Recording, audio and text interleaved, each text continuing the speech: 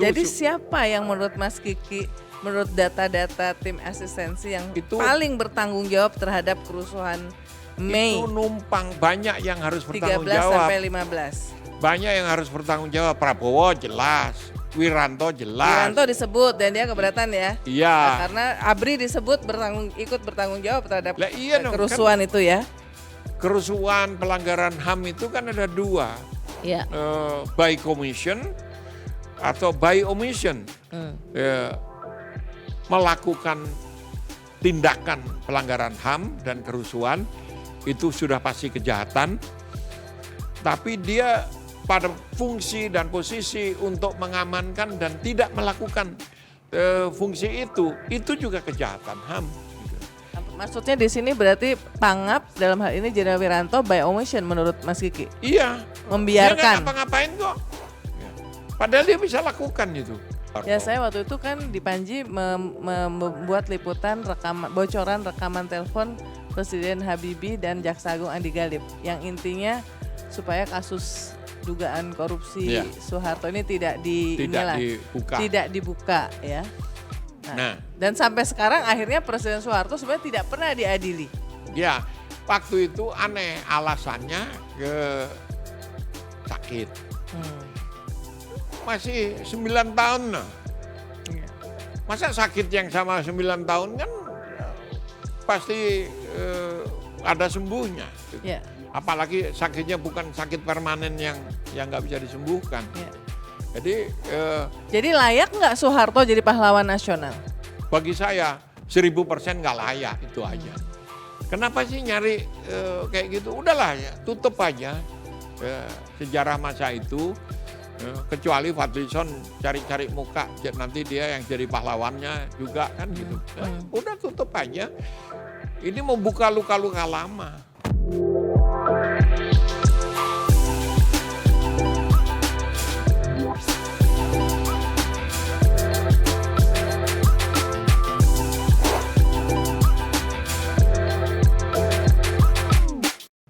Hai Sobat Millennial and Gen Z, apa kabarnya? Ketemu lagi dengan saya di program Real Talk with Uni Lubis by IDN Time.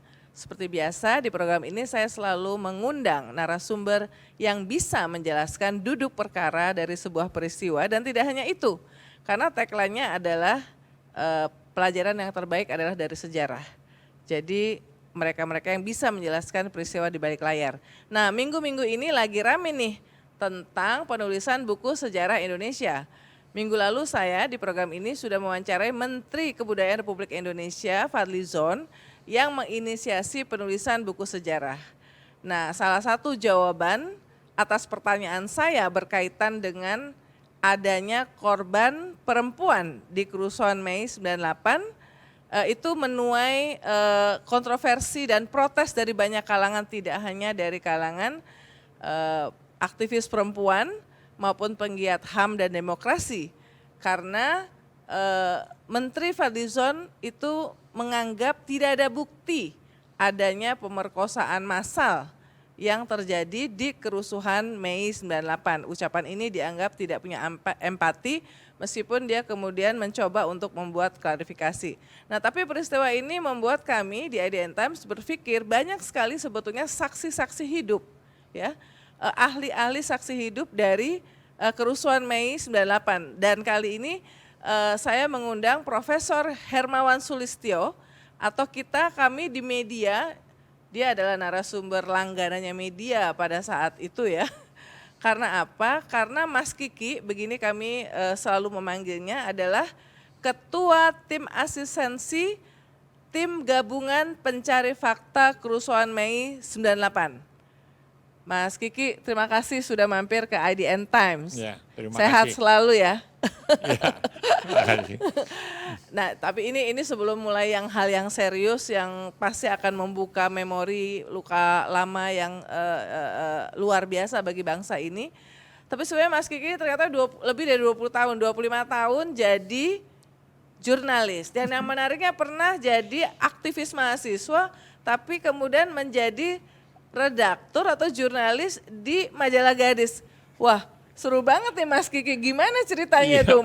Buat cari makan aja. Jadi saya kan aktivis, saya ketua senat di UI dulu, saya sekjen MPM namanya, Majelis Permusyawaratan Mahasiswa, dan ya aktif lah gitu. Tiba-tiba lulus, bingung cari kerja karena harus berkeluarga. Nah, ya cari kerja, satu-satunya lowongan ada di Majalah Gades. Ya, jadi karena malu saya pakai nama lain, pakai nama panggilan Kiki Aryodo. Padahal Kiki Haryodo kalau ya? nulis di mana saja biasanya saya pakai nama Pakai lengkap. nama beneran ya, Iya. nama Hermawan Sulistyo Iya. ya. Dan yang paling membekas pengalaman di Majalah Gadis itu meliput apa?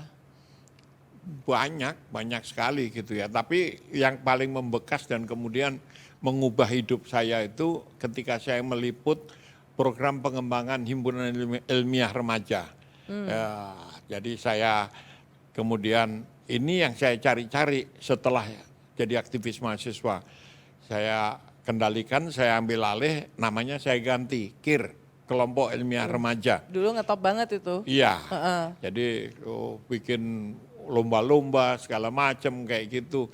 Dan alumninya dalam tanda petik itu banyak yang jadi tokoh sampai hari ini. Gitu. Termasuk Fadlizon. Termasuk Fadlizon.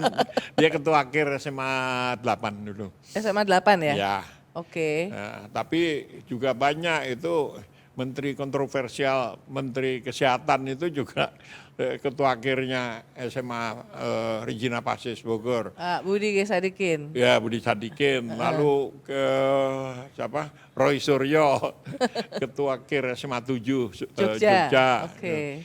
Terus Ari Ginanjar. Itu Yang kemudian jadi ISQ ya? ISQ, ya. Itu anak-anak KIR semua, itu bisa. Dan banyak juga yang jadi pemberontak kemudian. Misalnya satu? Di siapa? Tigor. Tigor Bonar Nai Pos-Pos.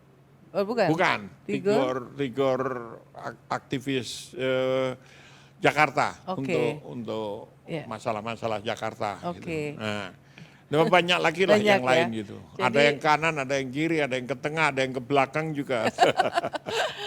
Nah, Mas Kiki, ini mungkin pertanyaan pertama standar nih. Ya. Bagaimana Mas Kiki melihat inisiasi dari pemerintahan Presiden Prabowo lewat Menteri Kebudayaannya, Fadlizon, untuk menerbitkan buku revisi sejarah Indonesia. Buku sejarah Indonesia yang isinya banyak revisi-revisi, termasuk waktu, dan saya rasa udah dimuat luas juga, Fadlizon mengatakan bahwa soal bahwa kita itu dijajah 350 tahun oleh Belanda itu perlu direvisi karena pada saat kita dijajah itu sebenarnya masih banyak kerajaan-kerajaan yang dan kesultanan yang sebenarnya eksis jadi tidak dijajah gitu ya. Tapi ada beberapa hal.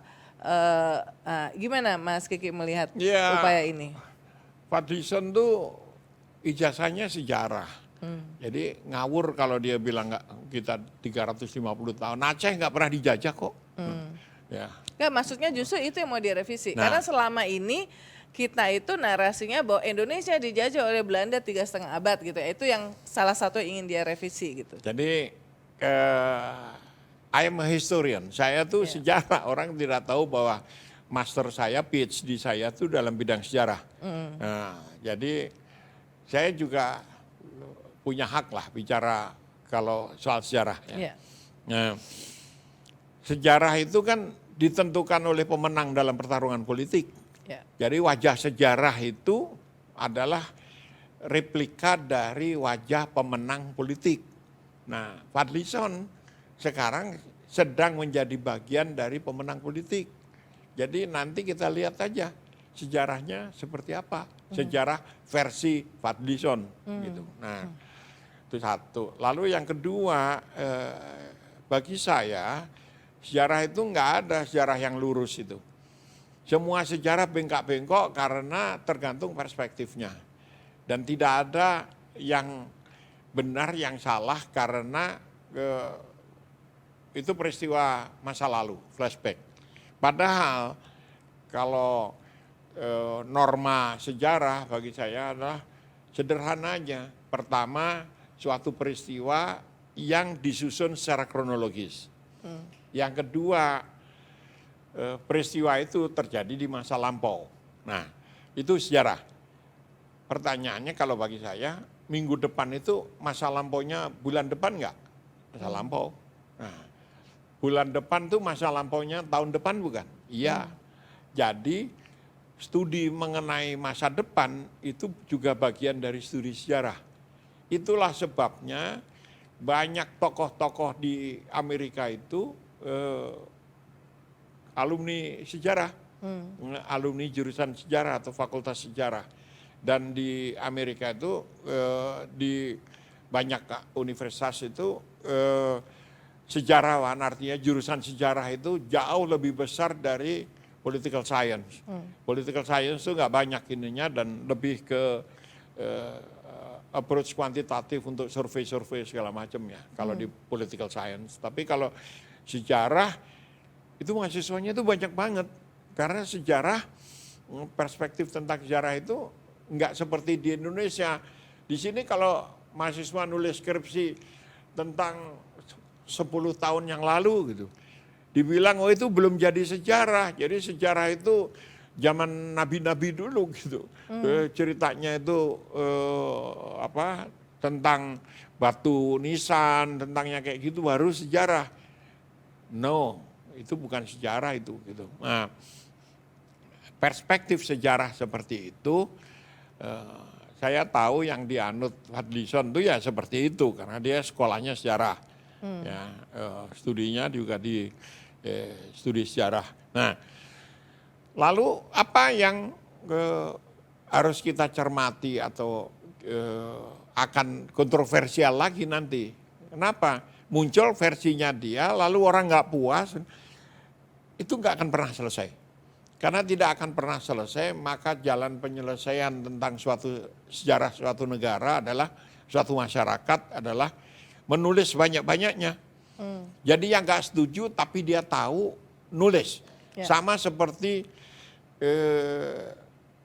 orang buta yang maaf ya saya menyebut yang melukiskan tentang gajah. Dia pegang belalainya, oh gajah itu bulat, panjang, gede. Dia pegang pahanya, maka dia melukiskan seperti itu. Sehingga tidak ada sejarawan yang tahu segala-galanya. Okay. Karena dia hanya bisa meraba sebagian dari peristiwa sejarah yang dia tekuni, yang dia lihat. Yeah. Nah, itulah sebabnya satu sejarah, apalagi kalau dikaitkan dengan pendidikan bangsa nih, tentang jati dirinya, itu harus dilihat dari sebanyak mungkin perspektif. Ya. Jadi nanti saya bisa bilang, itu kan sejarahnya Fadlizon. Nggak, ini ada tim penulis yang dia bentuk melibatkan seratusan ahli sejarah. Ketuanya Profesor Santosa Zuhdi ya. Nah jadi mereka dibagi-bagi untuk menyusun 10 buku. 10 buku dengan tema yang berbeda-beda ya. Nah kemudian memang yang jadi pertanyaan adalah karena ini tadi Mas Kiki mengatakan sejarah biasanya ditulis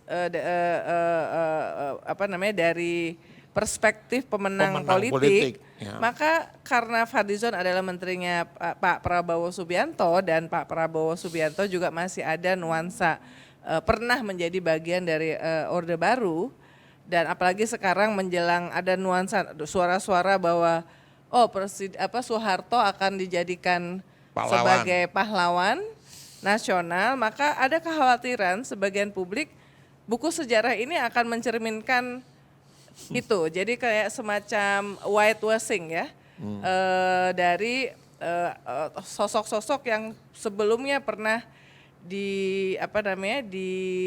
dinilai dalam proses perjalanan sejarah bangsa kita, khususnya mungkin yang nggak terlalu lama lah, reformasi Mei 98 sebagai mereka yang bersalah meskipun tidak pernah diadili dalam proses hukum yang positif. Gimana Mas Kiki melihatnya? Saya historian, master saya, PhD saya dalam bidang history, sejarah. Saya nggak tahu tuh ada proyek kayak gituan. 100 atau 1000 sejarawan, saya juga nggak tahu. Yang saya tahu adalah produk-produk tertulis. Jadi kalau saya ditanya produk tertulis tentang tahun 65, tentang tahun 98, ya saya bukan hanya baca, saya bagian dari itu. Gitu. Ya. Jadi saya tidak akan mengomentari rekan-rekan seiring, kan sesama biskota nggak boleh saling mendahului gitu ya. Itu silahkan aja, itu hak setiap orang untuk menulis sesuai dengan versinya. Tapi dalam perspektif saya adalah, sekali lagi tadi, orang itu pasti hanya mengetahui sedikit dari seluruh potret. Gitu. Contoh nih, untuk 98, kerusuhan Mei itu di banyak kota. Ya. Tidak mungkin potret di Medan itu bisa menjelaskan potret di Jakarta. Potret di Jakarta tidak bisa untuk menjelaskan potret di Bali, di tempat-tempat lain. Apalagi Indonesia ini kan nuansanya sangat fragmented gitu, sehingga masing-masing itu ada karakter, ada ciri khas potretnya sendiri-sendiri gitu. Jadi kalau membuat satu sejarah 98 lalu menganggap potret yang dia bangun itu berlaku nasional, itu nonsens. Bagi saya itu nggak masuk akal. Ya. Itu. Nah, dan sejarawan nggak boleh berpikir begitu gitu, karena itu hanya satu serpeh kecil dari potret keseluruhan gitu. Kalau kita jump in ke yang sedang kontroversi hari-hari ini berkaitan dengan ada atau tidak ada, massal atau tidak massal, bergantung perspektif. Fadlizon mengatakan tidak massal, perkosaan yang dialami oleh perempuan. Kalau ini terus terang saya bersyukur tahun lalu saya dikirimin buku yang disusun oleh Muhyiddin M. Dahlan. Isinya adalah clipping-clipping dari pemberitaan media massa mainstream berkaitan dengan semua peristiwa yang terjadi menjelang, pada saat, dan sesudah kerusuhan Mei 98. Di situ kan laporan TGPF, makanya ini sekaligus konfirmasi ke yang sebetulnya orang yang benar-benar ke lapangan mengumpulkan data-datanya. 52 korban perkosaan di kerusuhan di 13-15 Mei. Dan angka ini pun ketika diumumkan itu menimbulkan protes karena misalnya kelompok relawan yang tokohnya Romo Sandiawan itu memiliki angka 168 korban yang juga disampaikan di berbagai forum internasional. Nah, yang Mas Kiki tahu persis seperti apa? Jadi gini, ya, harus tahu backgroundnya. Ya. Saya diminta untuk menjadi ketua tim investigasi. Mengapa pemerintah dan bersama LSM seluruh komponen bangsa waktu itu membentuk TGPF, tim gabungan pencari fakta, diketuai oleh Marzuki Darusman. Yeah. Nah, mereka tokoh-tokoh nasional tetapi tidak memiliki technical skills, keahlian untuk investigasi, keahlian penelitian. Dan kalau keahlian penelitian itu profesi saya. Saya di LIPI waktu itu ya, sekarang udah nggak ada LIPI itu, udah almarhum. Jadi BRIN. Jadi BRIN, Brown nggak tahu saya apa. Diminta, udah Kiki aja gitu. Nah, saya ambil dengan dua pertimbangan utama. Pertimbangan yang pertama adalah itu tadi, tidak banyak orang yang memiliki technical skills dan mau pekerjaan kotor.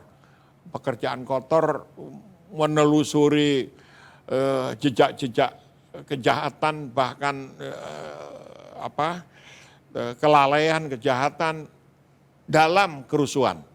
Jadi yang saya teliti itu kerusuhan. Ya. 13-15 Mei ya? 13 sampai 15 Mei. Itu kerusuhan, satu. Yang kedua, saya punya kepentingan sebagai historian, sebagai sejarawan, ini peristiwa dahsyat luar biasa. Jangan sampai seperti tahun 65, peristiwa dahsyat pertama, tidak ada catatan sejarahnya karena tidak ada yang mengumpulkan data pada saat peristiwanya terjadi. Sehingga kontroversi. Nah, tahun 65 peristiwa pembunuhannya bukan peristiwa politiknya, peristiwa pembunuhannya itu menjadi fokus studi saya, jadi disertasi saya di Arizona State. Nah, sekarang 98 ini kalau tidak saya ambil peluang itu, data ini akan hilang lagi semuanya.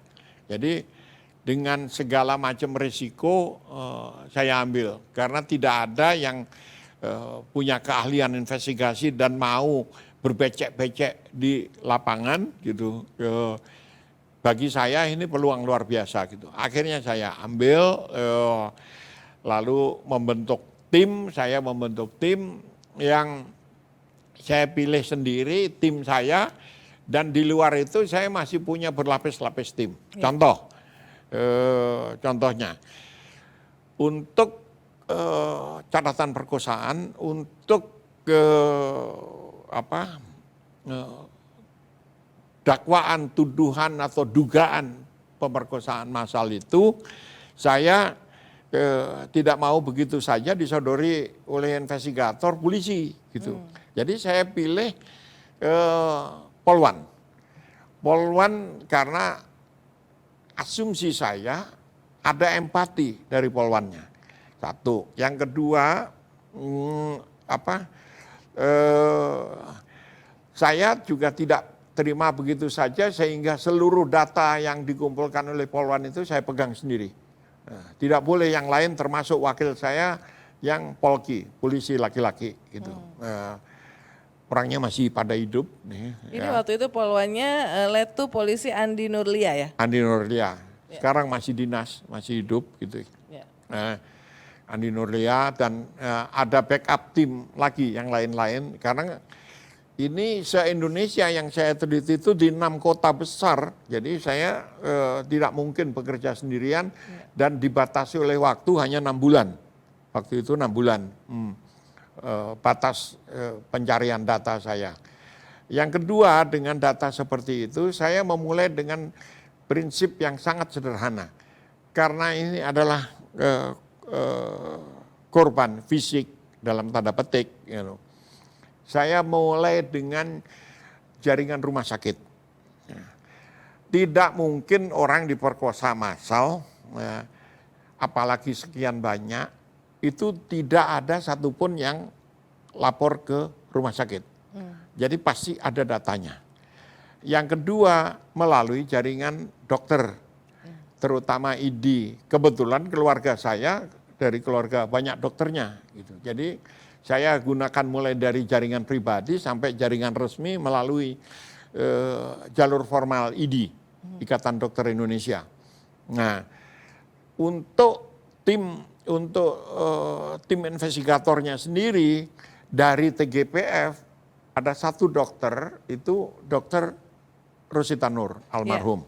Nah, jadi Dokter Rosita Nur inilah yang membawa kita untuk meneliti melalui prosedur medis.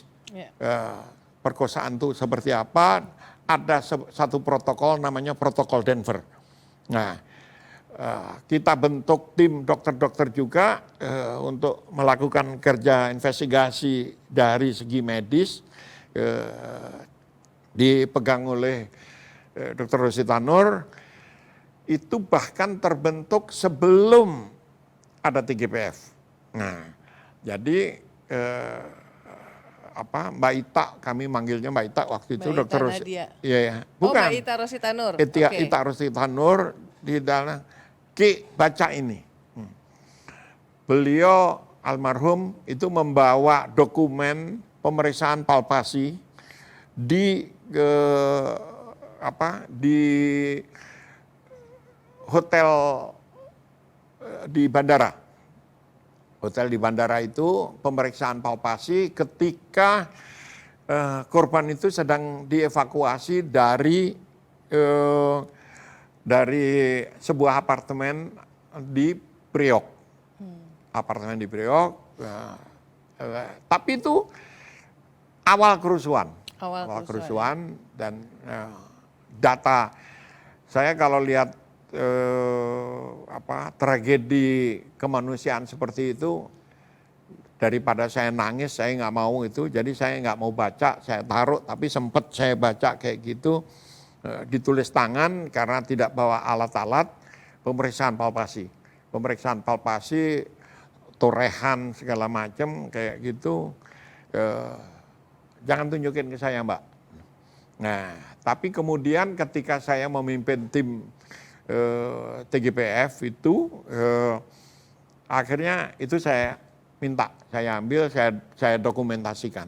Nah, tim ini sendiri, tim saya itu bagian dari penugasan oleh TGPF, tim gabungan pencari fakta, yang tokoh-tokoh nasional tidak punya keahlian teknis untuk investigasi, sehingga saya enak nyaman karena tidak ada intervensi sama sekali ke saya. Tim asistensi, Mas Kiki sebagai ketua tim asistensi TGPF. Ya, yang mengerjakan seluruh data kerusuhan, terutama kerusuhan dan dugaan tentang pemerkosaan itu bagian dari konteks keseluruhan kerusuhan. Nah, saya telusuri sampai ada korban yang, kalau korban dari Priok yang kami sebut dengan nama samaran Vivian, itu kemudian langsung dibawa oleh keluarganya ke Taiwan. Sehingga belum sempat kami interogasi, belum sempat kami telusuri. Nah, yang setelah itu saya mengumpulkan data sekunder. Ada laporan di telepon ada korban di sana, kami kejar, saya sampai ke Tangerang, sampai kemana-mana, sampai ke Belanda, sampai ke ke Singapura, kita telusuri satu-satu, nggak ketemu. Nah, jadi nggak ketemu apa maksudnya? Nggak ketemu nama-nama itu, yang disebutkan sebagai korban itu. Lalu saya di Surabaya ada laporan yang sangat kuat karena laporan dokter itu. Dokter, jadi saya ke sana, setelah dibujuk-bujuk, dokter itu bilang jangan diinterogasi dulu. Nah, karena korban ini masih dalam pengobatan saya, masih dalam perawatan. Setelah 2 hari, 3 hari saya bujuk-bujuk, akhirnya setuju untuk membawa saya ketemu korban itu. Saya dibawa ke rumahnya, teknik wawancara yang saya kembangkan sangat lunak, sangat halus. Jadi saya nggak nanya, kamu diperkosa apa enggak ada kayak gitu.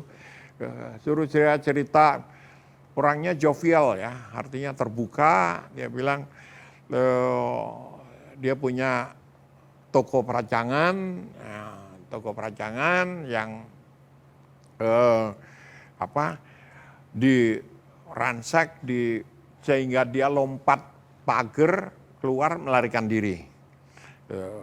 Saya belum nanya apa-apa. Besoknya saya datangi lagi, hari ketiga, hari keempat, akhirnya saya yakin mentalnya cukup kuat untuk bercerita apa saja. Saya bilang, Ibu pernah dengar nggak ada pemerkosaan kayak gitu? Iya, itu diberitakan rame itu, malah saya diberitakan saya diperkosa katanya. Terus saya tanya, kenapa Ibu nggak membantah? Untungnya apa buat saya kalau membantah? Saya malah didatangi wartawan lagi, nanti diubek-ubek kayak gitu. Ya udah, saya diem aja, untuk apa saya bantah gitu. Dan dari proses 4-5 hari yang saya dalami gitu, saya berkeyakinan, bukan hanya berkeyakinan, ibu ini nggak bohong. Jadi dia cerita aja biasa aja. Saya mau dipegang-pegang waktu itu ya biasalah, saya lompat pagar ke sebelah. Tapi tiap kali probing untuk mendalami hal itu, si dokter itu bilang jangan dia masih dalam perawatan saya gitu. Nah, saya kemudian saya telusuri profiling dokter ini dokter lulusan UNER yang karirnya tidak di Surabaya, tidak di Indonesia, di Malaysia. Dan di Malaysia dia menjadi dokter asuransi. Dokter asuransi jiwa, dan orang-orang sering beli kadaver. Kadaver itu mayat yang tidak dikenal, yang diperjualbelikan gitu. Nah, itu yang probing saya ke Surabaya. Nah, tetapi ketika saya cek data-data di lapangan, di laporan yang masuk itu ada 150 orang masuk ke toko itu dan merusak, memperkosa di situ segala macam. 1000% saya jamin nggak ada itu. Kenapa nggak ada? Orang cuma 5x4 meter tokonya itu, bagaimana 100 orang lebih masuk? Nggak mungkin. Gitu. Itu satu. Nah, yang kedua, waktu ada penanganan tapi laporan akhirnya TGPF kan menyebut angka 52. Nah, Dan kemudian ada yang tim yang dipimpin oleh Profesor Saparina Sadli yang kemudian menyampaikan laporan bahkan kepada Presiden Habibie. Presiden Habibie meng-acknowledge laporan itu, termasuk kemudian merealisasikan rekomendasi yang itu menjadi tonggak lahirnya Komnas Anti Kekerasan terhadap Perempuan atau Komnas Perempuan. Itu gimana tuh, Mas? Saya mengikuti dari menit ke menit semua itu. Jadi ketika data mentah saya sampaikan, beberapa tokoh termasuk Ibu Saparina Sadli cuma nanya, Ki, ada nggak kasus? Satu aja, nggak usah satu, setengah aja cukup buat saya. Karena angka itu tidak penting. Kualitas kejahatan yang dilakukan dalam perkosaan massal seperti itu jauh lebih penting ketimbang angka. Ya. Ini Bu, seluruh data saya buka. Cukup, dia bilang. Ibu Sadli bilang cukup, gitu. Lalu ke Dr. Rosita Nur juga bilang cukup itu Ki. Itu sebagai sebuah pembuktian itu cukup. Nah, tetapi kami menerapkan protokol Denver namanya. Saya nggak ngerti karena complicated dari aspek medis gitu. Dan protokol Denver itu juga menyertakan data-data dari rumah sakit dan dari dokter yang menangani, nggak nemuin, saya nggak ketemu. Gitu. Jadi kesimpulannya kalau menurut apa yang Mas Kiki ketahui langsung, apakah ada perkosaan massal di kerusuhan 13 sampai 15 Mei 98? Kemungkinan ada tim lain, kalau tim saya nggak menemukan. Timnya Mas Kiki berarti tim asistensi untuk TGPF ya? TGPF. Oke. Nah, saya dihubungi oleh tokoh human rights dari New York. Waktu itu nemuin saya di Jakarta, saya nggak sebut namanya karena ini nama hebat lah gitu. Kiki, mana hasilmu? Oke, saya buka-bukaan aja. Kenapa? Saya hormati dia hormati saya. Terus saya tanya, kenapa kamu nanya? Gitu. Kiki, saya membiayai mereka untuk ke New York dan memberikan kesaksian di PBB. Tapi sampai di sini nggak ada yang mau ngomong atau bisa ngomong dan semua alasannya sama. Mereka trauma, mereka ketakutan, mereka ini. Jadi sebetulnya kamu menemukan nggak sih gitu? Ketika saya buka, ya sudah cukuplah bagi saya, dia bilang gitu. Itu tokoh itu masih ada, sekarang tinggal di Singapura. Ya, tokoh internasional. Nah, jadi bagi saya setuju dengan nafas perjuangan yang dilakukan oleh teman-teman ini, ya. Sehingga saya nggak mau ngomong kalau soal ini pertama kali saya ngomong tentang kasus perkosaan. Mengapa? Saya setuju perjuangannya. Kalau saya ngomong, saya merusak perjuangan itu satu, ya. Tetapi saya peneliti itu bisa saja salah, tapi nggak boleh bohong. Jadi kalau dipaksa saya suruh berbohong, sekian, saya nggak mau. Tapi laporan TGPF Nah, kan membuat angka 52 itu Mas Ki, kalau kita baca itu dari berbagai. tadinya tidak ada. Kenapa ada angka seperti itu? Itu angka kompromi. Oke. Jadi yang menyerang bilang angkanya lebih dari 100. Yang diserang bilang enggak, 0, enggak ada. Berdebat, terus angkanya bergeser dari 2, udah bikin 2 aja lah. Enggak bisa 60.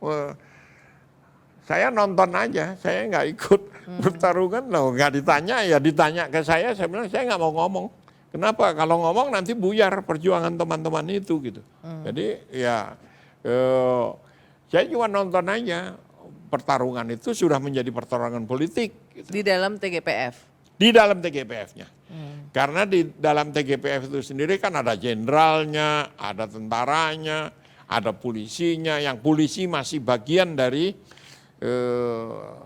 ABRI waktu itu. Yeah. Nah. Kalau saya lihat itu di dalam TGPF itu yang 13 orang, yang ada Abdul Hakim Garuda Nusantara, Romo Sandiawan, Bambang Wijoyanto ya.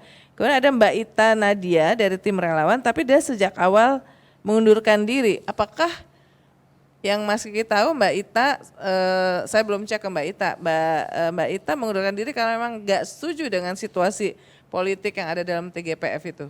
Saya tidak tahu alasannya, karena itu di dalam TGPF, bukan di dalam tim investigasi yang saya pimpin.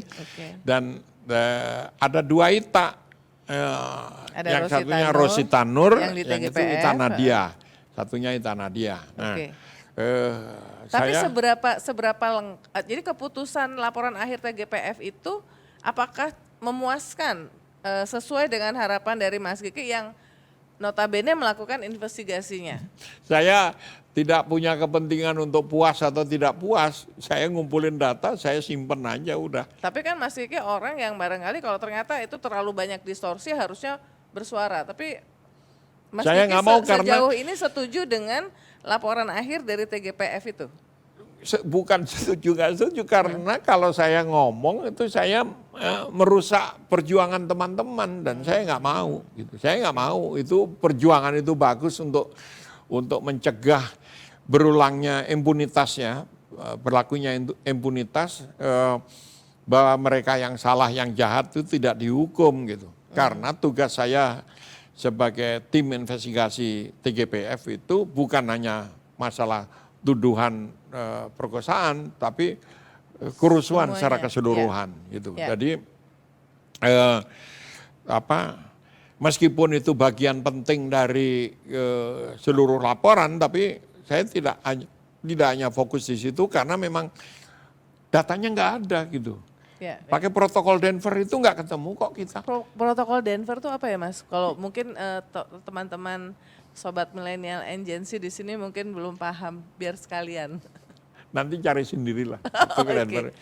Kenapa? Tapi kira-kira prosedur medis untuk kasus seperti itu. Gitu. Nah, kalau prosedur medis ya harus ke rumah sakit, harus ke dokternya, dan itu saya lakukan. Kami lakukan. Nah, ini kan kalau kita melihat apa yang sudah terjadi di Filipina nih, Mas Kiki, ini agak mirip nih. Jadi di Filipina anaknya diktator Marcos senior, kemudian terpilih jadi presiden, Bongbong Marcos. Salah satu hal yang pertama kali dia lakukan adalah memerintahkan Kementerian Pendidikan itu untuk merevisi buku pelajaran sejarah, ya, dan mendapatkan penolakan luas di sana. Dan salah satu bentuk penolakan luas dari warga di sana adalah mendigitalisasi buku-buku sejarah yang existing. Karena mereka khawatir buku yang dibuat oleh rezim yang baru, rezimnya Marcos Junior ini adalah justru ingin ngebagus-bagusin sosok ayahnya, ya. Ayahnya ini kan kayak kira-kira kan hampir mirip-mirip lah pemerintahnya, lamanya mirip-mirip sama Presiden Soeharto ya. Mereka satu angkatan memimpin pada saat itu ya. Nah ini yang sebenarnya sekarang juga menjadi kekhawatiran nih. Khawatir kalau nanti buku sejarah versi pemerintah yang dibuat oleh Menteri Fadlizon ini keluar, katanya akan diluncurkan pada 17 Agustus 80 tahun kemerdekaan Indonesia, makanya agak cepat ini dikebut ya. Nanti itu justru ada yang seperti itu, yang cerita soal bahwa Soeharto ternyata layak untuk menjadi pahlawan karena berjasa mungkin dianggapnya. Bahkan ada yang beredar juga akan ada bab tentang Jokowi dan segala macam, tentang Prabowo. Nah, saya jadi kepikiran makanya ngundang Mas Kiki karena mumpung Mas Kiki masih sehat dan bisa menjelaskan nih ya peristiwa kerusuhan. Nah tadi kita udah bicara soal pemerkosaan ya, tetapi Mas Kiki kan meninvestigasi semuanya. Ya. 13 sampai 15 Mei. Ya. Dan kalau di laporan TGPF tuh ada 2 kuncinya. Itu terjadi karena satu pergulatan politik, elit politik. Yang kedua karena parahnya krisis ekonomi ya, Krismon kita menyebutnya ya, terjadi tahun 97. Ya. Memang seperti itu kejadiannya, itu yang memicu. Jadi gini, bagi pengamat, saya nggak suka istilah pengamat ini, bagi orang-orang yang studi secara mendalam Indonesia, itu sudah kemestian sejarah. Saya sudah ngomong bahwa akan ada revolusi dalam tanda petik jauh sebelum Mei. Pada Desember 97 itu November Desember itu kami sudah tahu ini akan ada kerusuhan ini. Gitu. Dan saya dengan teman-teman bagaimana kita mencegah kerusuhan ini. Gitu. Karena kalau dalam satu kerusuhan yang menjadi bagian dari revolusi biasanya korban pertama itu adalah anak-anak kandungnya sendiri. Jadi kita udah lihat mahasiswa pejuang-pejuang itu mungkin korban pertamanya. Jadi saya bergerak dengan teman-teman, mari kita batasi korban seperti ini dan memang nggak bisa copy paste dari mana Filipina. Di Filipina revolusi EDSA itu dimulai dengan ribut karena mahasiswa demo dia tidur di jalanan. Di jalan EDSA itu tank-tank lewat karena anak-anak mahasiswa itu tidur di jalan, berhenti mereka. Nah, saya bilang itu tidak mungkin terjadi di Indonesia. Kalau ada mahasiswa demo dengan tidur di jalan, kalau di Indonesia dilindas, pasti dilindas. Jadi jangan gunakan itu. Gitu. Seperti di Tiananmen ya? Ya, Tiananmen itu 3.500 yang mati mahasiswa. Dan dampaknya masih sampai hari ini. Gitu. Nah, mari kita ambil jalan tengah. Lalu mencari istilah yang tepat. Nah, saya pernah memperkenalkan ke teman-teman bagaimana kita bikin istilah transvolusi. Revolusi yang diperlambat, ya, evolusi yang dipercepat. Supaya korbannya tidak banyak. Gitu. Tapi diledekin sama teman-teman, nama-nama lama-lama nanti itu transvolusi itu jadi regresi, reformasi, apalah. Akhirnya ketemu reformasi. Saya nggak ingat siapa yang pertama kali mencetuskan reformasi itu dan bukan gerakan reformasi, gerakan pro-reformasi awalnya. Nah, konteks ini harus dipahami kalau kita mau melihat apa yang terjadi pada hari-hari H 13 sampai 15 13 Mei. sampai 15. Karena dari perhitungan aspek yang kedua tadi, yang Uni sampaikan tadi, kita udah tahu akan terjadi begitu. Pada tanggal 5, ya, sebelum kejadian di Trisakti, kelompok mahasiswa psikologi se-Jakarta itu bikin pertemuan di UI, di Fakultas Psikologi UI, mempelajari kita ini mau menghadapi apa sih gitu. Nah, saya diundang sebagai salah satu narasumber, ya, bahasa halus dari kompor-kompor gitu. Saya bagi dua peserta itu. Mari kita bikin skenario bahwa akan ada kerusuhan. Kerusuhan itu dipicu oleh ditembaknya mahasiswa. Ditembak itu harus 4. Kenapa? Ini tanggal 5 Mei ya? Tanggal 5 Mei. Padahal tanggal 12 Mei-nya terjadi itu peristiwa penembakan Trisakti. Iya. Dan 4 kan? Iya. Saya bilang kenapa harus korbannya. 4? Kalau kurang dari 4 nggak punya dampak politis. Itu yang hadir cuma mahasiswa psikologi? Ada 100 mahasiswa psikologi lebih se-Jakarta. Jadi kita udah latihan. Separuh itu menjadi mahasiswa demonstran, yang separuh menjadi aparat. Aparat nembak mahasiswa, mati 4. Apa kira-kira respon publik gitu. Jadi kita udah siap-siap. Dan saya udah ngomong di CNN-nya Eropa itu, saya bilang, Anda lihat nih gedung-gedung di belakang saya ini, di Tamrin ini. Ini sebentar lagi dibakar ini. Itu saya udah ngomong tiap hari di TV luar negeri. Sampai kalau Pas kita kejadian tanggal 12 ternyata benar terjadi penembakan dan 4 korban, gimana Mas Kiki pada saat itu? Jadi kok udah sama-sama yang skenario itu? terus saya dituduh berarti si Kiki nih yang main apa gitu, bukan tentara, bedil nggak punya kok gitu. Jadi prediksi saya benar. Artinya apa? Bahwa nanti akan begini-begini. Itu semua orang nenek-nenek mau mati aja udah tahu bahwa kejadiannya akan seperti itu gitu loh. Karena ada krisis ekonomi, Nggak ada biasanya krisis akan ekonomi. lead to political crisis ya. Iya, jadi pada hari-hari itu akhir Desember atau awal tahun Januari 98 itu saya ada tugas ke Sweden. Itu turun bawa uang selama untuk hotel, untuk segala macam itu 5 juta di sana. Saya tuker di bank, di money changer, itu nggak ada yang mau terima. Kamu bilang, no sir, we don't take cash, we don't take rupiah. Karena Apa yang saya rasakan? Rasanya terhina sekali sebagai bangsa Indonesia. Masa uang saya ini lambang negara ini, nggak laku di Eropa. Jadi saya bilang selesai nih Republik. Desember 97 sempat $1 ke 17.000. Iya. Beda-beda tipis lah Mas sekarang Mas. Ya. Yang udah 16 sekian. Kita ini mau nyukurin supaya cepat selesai kayak gitu, tapi kok ya nggak tega gitu.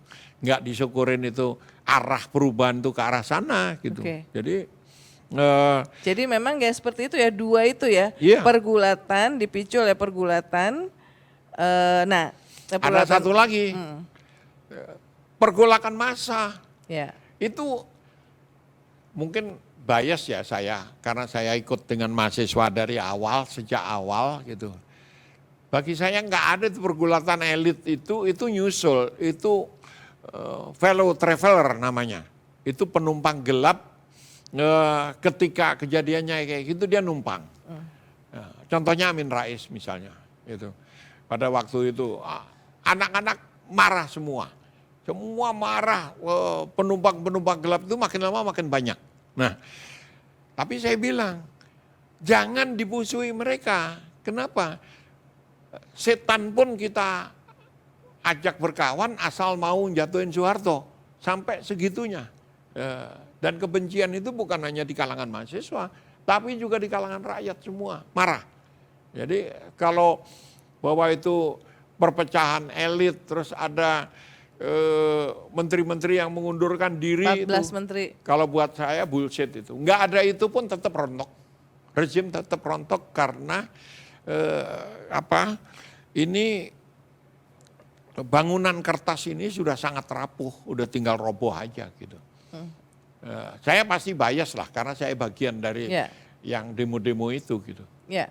Nah, Mas Kiki, berkaitan dengan itu, sampai sekarang narasinya bahwa yang disebut-sebut bertanggung jawab terhadap kerusuhan, sebelumnya juga ada penculikan yang menjadi lead to kerusuhan ya. Peristiwanya itu adalah yang sekarang menjadi Presiden Republik Indonesia, Prabowo Subianto. Padahal 13 sampai 15 Mei itu penanggung jawab tertinggi di ABRI itu namanya Jenderal TNI Wiranto. Ya. Nah, jadi selalu ada tanggal-tanggal yang menarik ya, tanggal yang misteri 14 Mei di mana para jenderal, karena Pangap waktu itu justru mengajak Pangkotama atau Panglima Komando Utama ke Malang ya. Sehingga padahal Jakarta sedang membara 13, 14, 15. Lalu TGPF juga menjadikan peristiwa pertemuan di Makostrat tanggal 14 Mei malam yang dihadiri oleh Pak Prabowo waktu itu Pangkostrat dengan banyak tokoh sipil, almarhum Adnan Buyung Nasution, Bang Fahmi Idris ya, kemudian Pak Setiawan Jodi, kemudian juga bergabung adiknya Pak Prabowo, pengusaha Hasim Wijoyo Hadikusumo, ada Din Samsudin, segala macam itu sebagai hal penting, momen penting untuk memahami apa sebenarnya terjadi di kerusuhan Mei 98. Gimana tuh? Jadi pertama, kerusuhan itu kalau istilahnya PKI dulu itu udah Ibu Pertiwi sudah hamil tua. Jadi ada atau enggak ada pertemuan apa kayak gitu, itu tetap akan terjadi. Gitu. Karena memang sudah kemestian sejarah, itu pertama. Yang kedua, jokingly saya waktu itu bilang, ini sudah pasti kejadian kok kerusuhan. Jadi kalau ada mencari siapa yang tanggung jawab, kalau ada orang Indonesia yang mampu bikin kerusuhan di 6 kota besar dengan skala seperti itu, saya bilang orang itu pantas jadi presiden. Mengapa? Ya nggak usah ada itu pun memang akan kejadian gitu loh. Jadi kalau orang itu yang bikin, ya kemampuannya akan sangat luar biasa untuk mengendalikan massa di seluruh Indonesia gitu. Jadi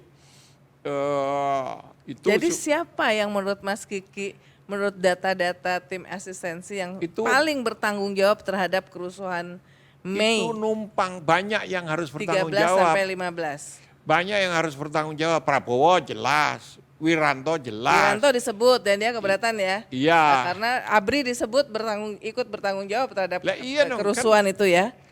Kerusuhan pelanggaran HAM itu kan ada 2. Iya. By commission atau by omission. Melakukan tindakan pelanggaran HAM dan kerusuhan itu sudah pasti kejahatan. Tapi dia pada fungsi dan posisi untuk mengamankan dan tidak melakukan fungsi itu juga kejahatan HAM gitu. Maksudnya di sini berarti Pangap dalam hal ini Jenderal Wiranto by omission menurut Mas Kiki? Iya. Membiarkan. Dia nggak ngapa-ngapain kok. Ya. Padahal dia bisa lakukan itu. Jadi. Dan misteri, selama ini jadi misteri. Tapi pengen mumpung saya ketemu Mas Kiki, saya mau tanya. Kenapa? Karena Mas Kiki menginterview, memeriksa 17-an jenderal ya. Termasuk Pak Prabowo, termasuk Pak Wiranto ya. Dalam konteks TGPF ini menginterview ya. Mengapa Pak Wiranto, Panglima ABRI pada saat itu justru meninggalkan Jakarta membawa Pangkotama, Panglima Komando Utama, padahal Jakarta sedang membara. Mengapa? Kalau asumsi saya ya, ini analisis saja, belum tentu benar. Asumsi saya, Pak Wiranto itu kan bukan risk taker. Dia safe player.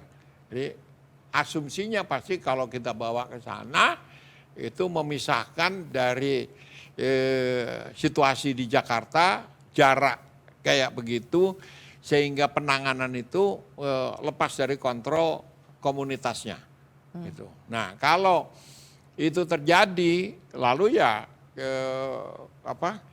lebih gampang dikendalikan gitu. Karena Pak Harto masih sangat kuat dan apapun kata Pak Harto waktu itu dia pasti akan lakukan. Tapi ini justru sikap ini membuat kemudian tudingan fokusnya jadi kepada Pak Prabowo, Pangkostrat yang notabene tidak ikut ke Malang. Siapapun tahu lah kan pasti ada persaingan di antara sama jenderal itu kan. Ya, bohong kalau dibilang, wow ini kita solid, enggak juga gitu. Ya. Pada semua situasi kritis di Indonesia seperti itu pasti ada, oh kalau si A jatuh nanti saya bisa menggantikan. Jadi Panglima odong-odong lah gitu. Jadi ada aspek itu. Seberapa kuat itu perlu penelitian lebih lanjut kalau itu. Nah ini kan laporan TGPF. Laporan TGPF berdasarkan terutama pastinya ya hasil tim asistensi yang dipimpin oleh Mas Kiki. Bukan terutama, itu semuanya. Sampai titik komanya. Nah sekarang kalau misalnya kita ngomongin sekarang nih 1, 2, 3, menurut Mas Kiki siapa yang paling bertanggung jawab terhadap kerusuhan Mei? Ya semualah yang bertanggung jawab. Nggak, semua itu siapa? Semua itu siapa? Ya, siapa yang jadi Pangdam Jaya waktu itu? Siapa yang jadi Pangkostrat? Siapa yang jadi Panglima TNI? Panglima ABRI waktu itu namanya. Panglima ABRI, ya, Panglima ABRI juga menyangkut polisi loh ya waktu itu masih belum dipisahkan. Ya itu aja semua di daerah itu nama-namanya ada semua. Gitu. Tapi kemudian dan tidak pernah ada yang diadili sebetulnya dalam konteks kerusuhan ya. Tidak ada. Pak Prabowo diadili atau diperiksa oleh Dewan Kehormatan Perwira dalam konteks penculikan. Ya. Bukan dalam konteks kerusuhan. Bukan dalam konteks 98. Konteksnya adalah penculikan. Nah, sebetulnya muara dari puncak atau muara dari semuanya itu tidak berani terang-terangan menyebut, tapi semua tahu arahnya ke Soeharto. Ke Pak Harto. Nah, kalau arahnya ke Soeharto tapi tidak berani, karena kan semua orang itu utang budi sama Pak Harto. Dijadikan Panglima, dijadikan Pangdam, segala macam kayak gitu. Semuanya mikul dhuwur mendem jero ya. Mikul dhuwur mendeme jero. Mendeme jero. Ya. Jadi mendem dia. Mendem dia. Bukan mendem tapi mendem. Iya. Nah, ya nggak bisa dilakukan. Jangankan itu, Pak Harto itu sudah disiapkan sidang peradilannya di Kementerian Pertanian. Sudah disiapkan, sudah kursinya sudah ditaruh segala macam. Supaya ruangannya luas kan? Ruangannya luas, bisa ditonton, terbuka semua. Itu yang bertanggung jawab untuk mencegah itu siapa? Yang membuat itu tidak terjadi? Presiden Habibie kah? Iya, termasuk Habibie aja utang budi kan dia sama Soeharto. Ya saya waktu itu kan di Panji membuat liputan bocoran rekaman telepon Presiden Habibie dan Jaksa Agung Andi Galip. Yang intinya supaya kasus dugaan korupsi Soeharto ini tidak dibuka ya. Nah, dan sampai sekarang akhirnya Presiden Soeharto sebenarnya tidak pernah diadili. Ya, waktu itu aneh alasannya sakit. Masih 9 tahun nah. Masa sakit yang sama 9 tahun kan pasti ada sembuhnya. Gitu. Apalagi sakitnya bukan sakit permanen yang nggak bisa disembuhkan. Gitu. Jadi layak nggak Soeharto jadi pahlawan nasional? Bagi saya 1000% nggak layak itu aja. Kenapa sih nyari kayak gitu? Udahlah ya, tutup aja. Sejarah masa itu, kecuali Fadlizon cari-cari muka, nanti dia yang jadi pahlawannya juga kan gitu. Udah tutup aja. Ini membuka luka-luka lama. Dan sejarah. Tapi sebetulnya Mas, memang kemarin waktu 22 Agustus yang peringatan darurat ya, ternyata ribuan mahasiswa turun ya, mencegah menolak upaya revisi terhadap undang-undang pilkada yang bertolak belakang dengan putusan MK ya. Tapi dari 98 terus kemudian mungkin 2019 ada demo besar di depan Bawaslu ya. Tapi kemudian 22 Agustus tahun lalu.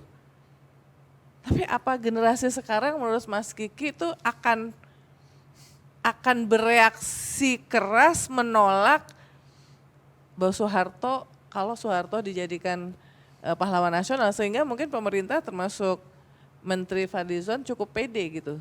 Ya, saya ragunya apa? Pertama, anak-anak Gen Z ini kan tersalurkan sejak awal, sejak mereka anak-anak masih kecil, pengen apa aja, maki-maki apa saja itu lewat sosmed gitu. Itu memberikan rilis, pelepasan kemarahan, termasuk kemarahan, kekecewaan dan sebagainya melalui saluran media seperti itu. Ya. Lalu yang kedua, arus informasi itu sudah begitu rumit, begitu banyak sehingga kita tidak tahu lagi mana yang benar, mana yang salah. Dalam bahasa yang sering disebut itu post truth. Ya. Nah, jadi kita nggak tahu, dan bagi anak-anak ini mereka bisa percaya bahwa dulu nggak ada apa-apa kok, itu kan hanya celometannya mahasiswa masa itu. Buktinya sekarang dijadikan menteri-menteri udah diam gitu. Nah, itu kena di anak-anak ya, di kepala anak-anak kayak gitu. Yang ketiga, sekarang itu sudah sangat terbuka, bukan hanya informasi tapi juga mobilitas fisik. Sehingga kalau ada anak mau dicegati dengan narasi-narasi seperti itu, dia bilang, saya mau pindah aja ke luar negeri deh. Udah nggak ada. Kabur aja dulu. Kabur aja dulu gitu ya. kan. Nah, jadi saya kok tidak percaya bahwa sekarang ini hal seperti itu bisa mendorong demo besar-besaran, kemarahan besar-besaran, karena anak sekarang itu ya cuek bebek aja udah, bodoh amat, itu urusan babe-babe gua gitu. Okay. Nah, barangkali memang anak-anak sekarang ini memang udah jadi pengecut gitu. Mudah-mudahan nggak benar ya. Soalnya IDN Times sih media menarikkan milenial dan Gen Z, dan kita berharap banyak buat mereka, kepada mereka loh, Mas Kiki. Kalau dibandingkan generasi saya ya pengecut, udah gitu aja. Ini bukan kompor loh ya, tapi cuman memberi ide aja, jangan jadi pengecut. Bukan kompor tapi memberi ide aja nih teman-teman ya. Pertanyaan terakhir, Mas Kiki, apa yang bisa kita lakukan sebagai warga sipil, media, maupun termasuk generasi muda untuk mengawal proses penulisan buku sejarah, termasuk revisi-revisi yang akan ada di dalamnya, untuk memastikan bahwa sejarah itu ditulis berdasarkan fakta yang ada. Ya. Karena jangan hanya, kalau mengutip Menteri Fadlizon mengatakan, nanti yang ditulis itu kita akan fokus ke tone positif gitu kan. Tone positif gitu. Apa yang harus kita lakukan? Kalau ada ratusan, mungkin ribuan orang mati, itu tonnya nggak bisa positif. Mau bukti, itu kuburan massal tanpa nama itu di Pondok Rangon. Itu korban 98 diangkuti pakai truk di sana, dikubur, ditumpukin begitu saja, dan ada tugunya sampai hari ini. Itu nggak mungkin tone positif. Nah, tone negatif, tetapi pelajaran apa yang bisa kita tarik dari situ gitu ya. Jangan suruh rakyat belajar untuk memaafkan saja gitu. Tapi belajar juga untuk penguasa-penguasa ini supaya tanggung jawab mereka tidak lepas begitu saja. Saya ambil pairing dengan kasus di Afrika Selatan. Afrika Selatan itu jahat sekali rezimnya. waktu rezim apartheid itu. Ketika terjadi pergolakan dan mereka tumbang, kalah, ada kesepakatan, oke, kamu nggak dikejar, nggak dihukum, nggak dibunuhi seperti di negara-negara lain, tapi ada syaratnya. Syaratnya apa? Syaratnya tidak boleh ikut pemerintahan baru. Nah, sehingga 4 kuadran penyelesaian pelanggaran HAM itu, apakah memaafkan dan melupakan, apakah kuadran pertama ya, kuadran kedua apakah memaafkan tapi tidak melupakan, kuadran ketiga apakah melupakan tapi tidak memaafkan, atau kuadran keempat tidak memaafkan dan tidak melupakan. Nah, pilihan kita yang mana? Itu Afrika Selatan jelas. Oke. Forgive but not to forget. Ya, nah jadi Anda nggak boleh ikut pemerintahan baru. Di Indonesia apa yang terjadi? DPR-nya masih sama, orangnya, menterinya. Yang di pemerintahan masih sama. Pak Menterinya Wiranto juga masih penasehat. Masih penasihat sampai hari ini gitu loh. Jadi itu tidak dilakukan. Gitu. Ya. Nah. Ya, wah, kalau ngobrol sama Mas Kiki ini, apalagi karena beliau sejarawan tuh nggak cukup nih 1 jam ya. Tapi ini adalah momen-momen yang krusial bagi bagaimana bangsa ini berhadapan atau menghadapi fakta-fakta sejarah, karena sedang berlangsung penulisan buku sejarah dan mungkin media mesti sebanyak mungkin mewawancarai berbagai macam saksi-saksi sejarah. Sebagai pembanding ya terhadap tim yang notabene sebenarnya nggak pernah diumumin juga nih, 100 orang yang katanya sejarawan itu siapa aja yang ada di dalam tim itu Tidak termasuk saya karena saya tidak dianggap sejarawan. Dan ada 2 yang sudah menyatakan mundur juga karena tidak sepakat dengan beberapa hal di dalam tim itu ya. Jadi kita juga tentu berharap bahwa untuk transparansi, keterbukaan, mestinya 100 orang ya bekerja dengan dana 9 miliar dari APBN untuk 10 buku, ini dibuka kepada publik. Jadi siapa saja yang ada di situ untuk supaya masyarakat juga bisa melihat siapa saja yang terlibat dalam penulisan buku sejarah, dan kita mesti mengawal ini bersama-sama. Itu mungkin obrolan kita sementara, Mas Kiki, mudah-mudahan nggak bosan untuk ngobrol sama kami di sini. Demikian Real Talk with Uni Lubis, dan kita akan ketemu dengan Real Talk berikutnya di kesempatan berikut. Salam.